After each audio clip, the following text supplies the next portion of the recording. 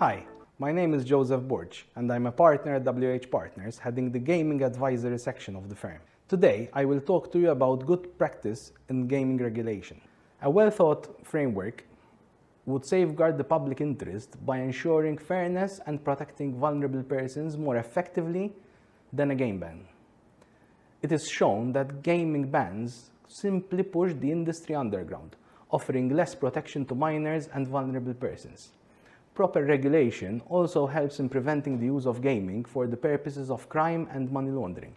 These are the regulatory objectives of every gaming regulatory framework.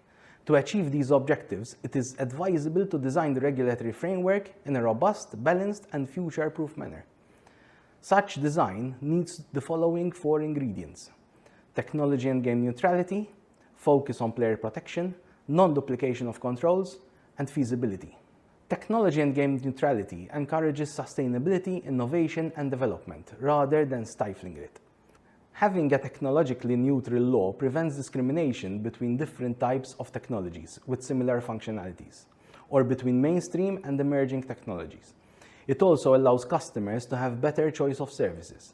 Such laws are more likely to stand the test of time. Player protection mechanisms should be rigid enough in order to focus on the protection of players, but must be pragmatic enough in order to allow operators a degree of flexibility in the operation of the platform and seek innovative technology and business models. Player protection mechanisms need to be effective, however. It is useless to have mechanisms that look nice on paper but effectively don't work or are not used by customers.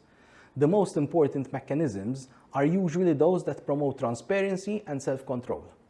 Once these are in place, the regulator needs to have the resources to properly monitor compliance and take effective enforcement action when needed.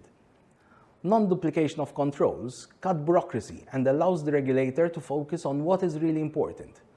Focus is one thing many overly burdensome regulatory frameworks are missing. Too many burdens and procedures do not make a regulatory framework more effective. It is better to have 4 or 5 mechanisms that are effective and that can be monitored adequately by the regulator. Feasibility is another key factor. If the framework does not make sense for the operator, it will not incentivize the operator to provide its services in compliance with the framework. A practical example is excessive limitation on advertising. If an operator that is regulated cannot advertise its services, it might not make sense for the operator to be in a regulated market.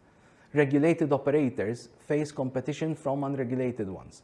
One of the main advantages of being regulated is to be able to promote your services legally.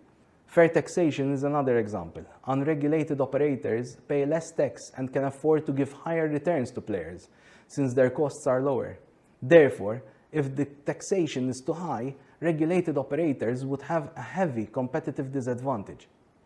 One must therefore create a framework that would not be overly burdensome on the industry, while ensuring effective regulation focused on player protection and the prevention of crime.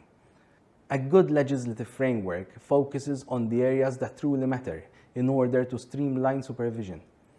Having a robust legislative framework is key. However, having an effective regulatory authority which seeks to achieve the regulatory objectives sought after by the framework while being open to innovation and being proactive is essential. Conclusively, a successful regime should ultimately be measured in terms of its efficacy and sustainability, placing the customer at the heart of the ecosystem. That's it from me for today. I hope you enjoyed this video.